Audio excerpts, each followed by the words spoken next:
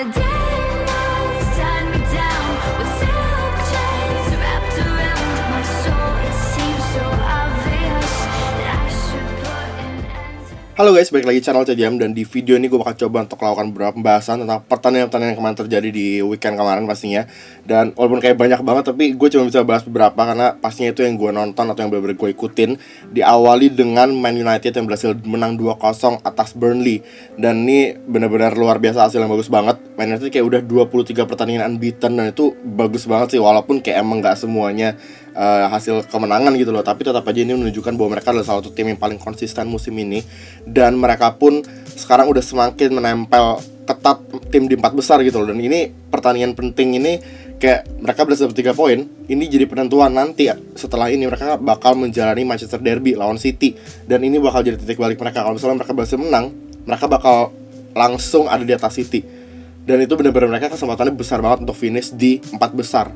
Di saat kayak Mourinho benar-benar berharapnya cuman ya udah kita mendingan dapat trofi gitu loh, kita mendingan juarain Europa League, dapat tiket Champions League dari situ dibanding kita finish top 4. Tapi kayak ini mereka bisa dapetin dua-duanya, dan lo pasti ini bakal luar biasa, dan bakal juga kayak nunjukin istilahnya kayak musim perdananya Mourinho bisa dibilang lebih sukses daripada Pep. Karena Pep Guardiola saat ini udah benar-benar gak punya kesempatan untuk menangin trofi sama sekali setelah mereka tersingkir di FA Cup, dikalahkan Arsenal yang sebentar lagi bakal gue bahas pertandingan itu.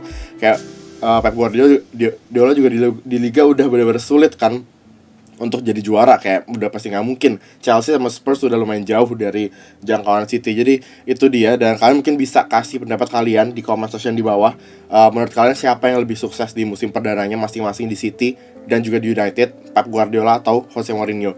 Jadi itu. Terus selanjutnya juga mau gue bahas pastinya semifinal FA Cup kemarin, Chelsea yang berhasil menang melaju ke final, dan juga Arsenal. Jadi Chelsea ini menunjukkan bahwa mereka emang tim yang sangat konsisten. Mereka benar-benar bagus banget. Bahkan awalnya tuh Hazard sama Costa nggak main, tapi mereka begitu masukin Hazard sama Costa di 60 langsung, dan golnya Nemanja Matic itu luar biasa bagus sih, benar-benar mantap banget. Jadi Chelsea ini emang tim yang istilahnya kayak Antonio Conte udah temuin bener formula yang tepat. Pemain-pemain siapa aja yang main harus di mana itu berarti udah tahu semuanya, dan ini bisa jadi modal bagus buat Chelsea yang musim depan kemungkinan besar bakal main di 4 kompetisi termasuk Liga Champions. Jadi ini benar-benar sesuatu yang luar biasa menurut gue. Kayak ya mereka emang deserve banget sih jadi juara musim ini, karena mereka benar-benar sepanjang musim, khususnya sejak dikalahin Arsenal waktu itu di awal musim, mereka benar-benar bagus banget sih. Dan kayak Antonio Conte tahu benar-benar apa yang dilakukan, dan dia juga bisa membuat pemain-pemain kayak Victor Moses, Marcos Alonso jadi pemain yang sangat-sangat bagus, luar biasa.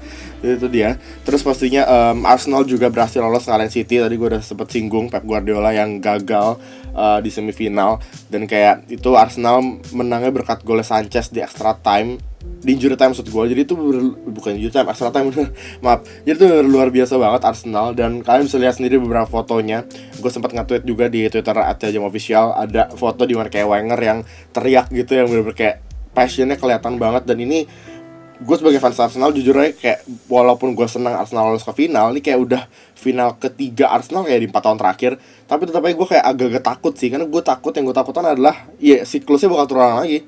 Kayak Arsenal lolos nih, Wenger out saat ini, Arsenal masuk ke final, juara FA Cup, Wenger in lagi. Itu bakal keulang lagi gitu. Kayak ya ini bisa jadi titik dimana Wenger ngumumin kontrak barunya yang bakal dia tanda tanganin gitu. Karena selama ini menurut gue kayak kontrak udah ada, pihak manajemen klub udah kasih perpanjangan 2 tahun proposal, tinggal nunggu Wenger kapan mau perpanjang. Dan menurut gue kayak mungkin dia dikasih tau udah lu perpanjangan pas nanti aja, pas lagi menang atau gimana. Sebenarnya ada option buat Wenger, dimana dia nanti misalnya kalau misalnya benar-benar Arsenal juara FA Cup ya, karena tantangannya masih berat banget lawannya Chelsea nih, tim terbaik di Inggris saat ini. Kayak pilihan ada 2, antara Wenger benar-benar mau keluar di saat dia setelah kayak mempersembahkan gelar untuk Arsenal, istilahnya kayak dia lagi tinggi-tingginya dia out gitu, atau dia masih mau lanjut. Dan kayak ya gue bisa lihat sama lagi musim depan gitu kalau misalnya Arsene Wenger lanjut. Jadi bukannya gue merendahkan FA Cup atau gimana, tapi menurut gue Arsenal lebih besar dari sekedar klub yang cuma bisa ngincer FA Cup gitu loh. Kita harusnya bisa mengincar lebih besar dari itu. Dan bahkan musim ini kita terancam gak finish di top 4. Jadi itulah pokoknya intinya soal Arsenal. Pokoknya kita nggak tahu, pokoknya lihat aja nanti. Tapi yang jelas mereka luar biasa kemarin permainannya ngelawan City. Dan itu pun Arsenal kayak niru formasi 3 backnya Chelsea yang lumayan bekerja dengan baik. Kayak Rob Holding bener-bener mainnya bagus banget sih di formasi 3 back itu, luar biasa banget. Terus kita lanjut ke ini pertandingan yang bener-bener seru banget, yang kalian juga banyak banget minta gue coba untuk lakukan perbahasan, dan gue kayak cuma bisa lakukan pembahasan dikit karena saat nonton ini gue nonton bareng dan gue sejujurnya kayak nggak fokus banget itu loh. Bahkan gue sampai live tweet aja nggak ngetit sama sekali karena gue nggak fokus ke pertandingan itu, karena gue lagi nobar juga, lagi nongkrong, jadi kayak nggak bisa fokus kan. Dan ini adalah pertandingan El Clasico antara Real Madrid dan juga Barcelona, yang akhirnya dimenangin sama Barcelona 3-2. Kayak golnya di menit 90, Messi itu luar biasa. Gue kemarin kalau salah sempet lihat highlight golnya Messi. Itu yang gue lihat bagus banget tuh larinya Sergio Roberto sih. Itu benar-benar luar biasa, dan kayak positioningnya Messi kayak itu tuh udah kayak ditulis di script aja gitu. Udah kayak ada di script. Ntar menit 90, Sergio Roberto lari, passing ke Messi, udah tahu aja passing kemana, terus finishing kayak gitu. Dan selebrasi Messi tuh bener kocak banget, yang kayak jemur baju gitu, meme di mana-mana gila. Dan itu menurut gue luar biasa. Ini bikin persaingan di top 2 atau top 3 dari La Liga jadi seru banget, khususnya antara dua tim ini, Barca dan juga Madrid. Karena saat ini poin mereka sama, tapi Madrid punya 1 game lebih. Jadi kalau misalnya Madrid bisa menangin pertandingan lebih itu, jaraknya 3 poin nih. Dan ini bener-bener seru banget sih buat perebutan gelar di La Liga gitu. Kayak ini Madrid sekarang masih bisa double. Madrid masih bisa juara Liga Champions dan juara Liga. Tapi mereka juga bisa gak dapat apa-apa musim ini, ada kemungkinan itu. Bisa aja mereka kalah di final atau di semifinal, dan itu di Champions League, dan Barcelona berhasil jadi juara La Liga. Bayangin kalau misalnya itu kejadian, kayak bener-bener PHP banget gak sih Madrid. Dan menurut gue Barca juga walaupun Neymar nggak main segala macam, tapi ya Messi mau ngomong apa, Ronaldo kemarin juga kalian bisa lihat beberapa fotonya, dia bener-bener kelihatan frustrasi banget. Dan walaupun Ronaldo juga masih main di Champions League segala macam, tapi menurut gue kayak sulit banget buat kayak Ronaldo mau carry game kayak Messi kayak gitu. Istilahnya carry itu kayak ya dia coba untuk menangin game itu sendiri susah banget, karena Ronaldo itu udah bukan Ronaldo 3 tahun 4 tahun lalu gitu loh. Usia ya pasti berpengaruh lah ya, dan kayak udah kelihatan Ronaldo emang sekarang udah semakin sedikit demi sedikit menurun gitu loh. Dan udah bisa dilihat dari pertandingan kayak gini. Dan satu lagi mau gue bahas adalah kartu merahnya Sergio Ramos. Ini mungkin kontroversial, tapi gue bisa bilang itu kartu merah benar-benar tepat. Ramos emang harus diusir wasit, karena walaupun gak kena nih, tapi itu perbedaan gak kena sama enggaknya adalah karena Messi ngindarin. Kalau Messi nggak ngindarin tackle itu resikonya patah kaki sih, karena itu tackle keras banget. Jadi istilahnya kayak tackle-nya sama, niatnya Ramos sama, tapi yang membedakan adalah apakah pemain yang di tackle itu ngindar atau enggak. Jadi menurut gue wasit itu ngelihat ya emang niatnya Ramos mau tackle keras, makanya dikasih kartu gitu loh. Karena kalau ya itu pilihan Messi gitu loh. Masa iya Messi rela bikin kaki patah demi Ramos dapat kartu merah? Ya nggak gitulah. Kayak Messi punya hak untuk dia lompat, untuk dia ngindar. Dan tackle-nya pun gak bakal berubah, tackle-nya bakal kayak gitu. Entah mau Messi ngindar atau gak ngindar, tackle-nya bakal tetap kayak gitu. Tackle keras yang bisa ada kemungkinan kaki Messi patah gitu loh, intinya kayak gitu. Jadi menurut gue tepat banget kasih kartu merah, karena itu bener-bener tackle keras. Dan ya itu udah jelas kayak berpengaruh banget sih.